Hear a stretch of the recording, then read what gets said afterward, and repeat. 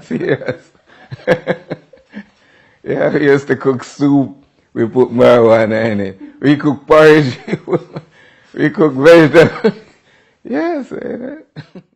Yes, my name is Serant Howell. I'm 59 years old. In September I'll be 60. And I've been a Muslim now for 15 years. September it will be 16 years. Yes, I'm from Jamaica, Kingston, Jamaica. Born by the Sea Jubilee Hospital in Kingston. Anyone who knows Kingston, born Kingstonians. Well, basically, I'm Christians. My grandfather was a Baptist, was a Church of God preacher in the church. So my mom, definitely a Christian, even though she didn't go to church. We had to go to church. Every Sunday we had to go to Sunday school. Every Sunday. We went to church like 3 times, 4 times for the week. So Christianity was the religion. Being a Christian, because I was moving all around the country and living here and there, I was a Church of God man, then I was a Catholic. So while being a Catholic, I'm sitting there listening to them saying, Hail Mary, Mother of God, pray for us sinners. And I'm wondering, does God have a mother? And it's like, stuck in my brains. And I'm saying, how can God have a mother? So he has a father. So in this religion still, I didn't know anything else. So I stuck to this religion until around age 22. Something happened in my life and I went solitary like. My hair started growing and my beard started growing. And someone said, yo, you look like a Rasta. I said, yeah. Well, so I just became a Rasta, because didn't have any firm conviction in Christianity. But one thing as a Christian, going to church was the thing. Then now as a Rasta man, the thing was we read the Bible a chapter a day. That was like, they say a chapter a day keeps the devil away. And we would all walk with our Bible in our back pockets, these Rastamen, 12 tribes, Rastamen, we would walk with our Bible. So it became so that I could recite even 20 Psalms, could tell you about the Bible from Genesis straight back to Revelation, That was it, basically, I got to love the Bible and reading it a chapter a day takes you like 365 days. 3.5 years, I mean, to complete it and read every chapter. And then I was reading the Bible, you come over certain things, Son of God, and yes, Son of God again, and you read some more and you see Son of God again. So it was like confusing, but being a Christian, I say, oh, it's all right. That going until I was like 44 years old. Then I started moving around these gangsters, as you would call them, But one of them was a Muslim. We didn't know, until one day I said, oh, I'm a Muslim, And so who are Muslim, Hezbollah or Hamas? And he's like, okay, stop that. So he invited me to come and live with them to help them in their work that they were doing. So I went, and I'm there and we're doing things that wasn't good, And one day he said, would you like to read a Quran? I said, what's the Quran? And he said, it's the book that the Muslims read. And I said, probably. And then one night he gave me and said, here's the Quran, man, take a read and see if you like it. So I took it from him that night. I went in my room, going to sleep, and I said, let me see what this book is about. So I took out the Quran and I opened it. And it was like English and, the Yusuf Ali Quran. So I read it in English and said, Bismillahirrahmanirrahim, and said, most gracious, most merciful. So who is this? Who can be most gracious? So, I started reading, and I read Surah Al-Fatiha, and I read Baqarah, and then I read Imran. And I kept on reading because this book sounds so interesting. Right away, just like that, the book was interesting because I was a reader before. So I figured I'm just reading a book, And so I read the book and went to bed late that night. Got up the next day, going back to do bad things again. went back the next night, read the book till I finished it, you know. And he said, "How was that?" I said, a very enlightening book. It answered some questions that I was asking myself, but I still don't know what this religion is. Then he gave me a book on the life of the Prophet, yeah? And I read that, and that's what got me. This man, I said, does a man like this really existed? I said, yeah, man. You know, it was that. I said, yeah, man, this man existed 1400 and odd years ago. I said, you serious? And I said, yeah. So started giving me more literature, you know, and I kept reading. He didn't tell me to be a Muslim or tell me, he just gave me literatures and I read. I started looking at things and I'm saying, I'm 44 years old, and this book is telling me a lot of things I didn't know. Alhamdulillah. So after a year, I was 44 when I got the Quran, and 45 on my birthday one day I came and I said, I want to be a Muslim.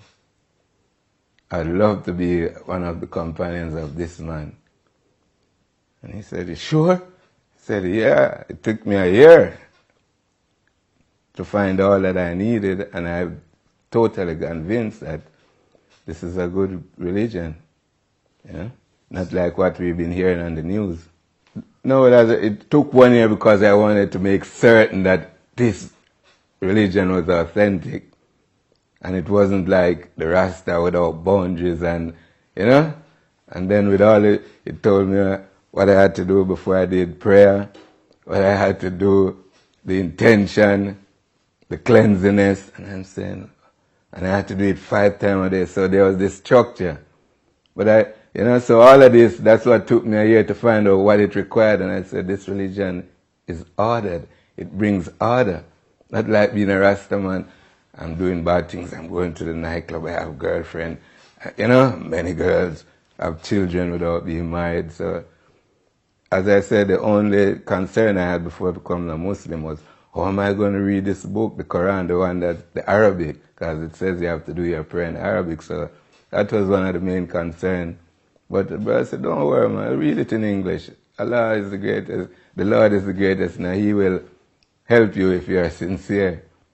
I went and took Shahada, and everybody was glad, and they coming and telling me that, brother, you're now a newborn baby. I said, why? He said, because you have become a Muslim, and our Lord has wiped your slate clean.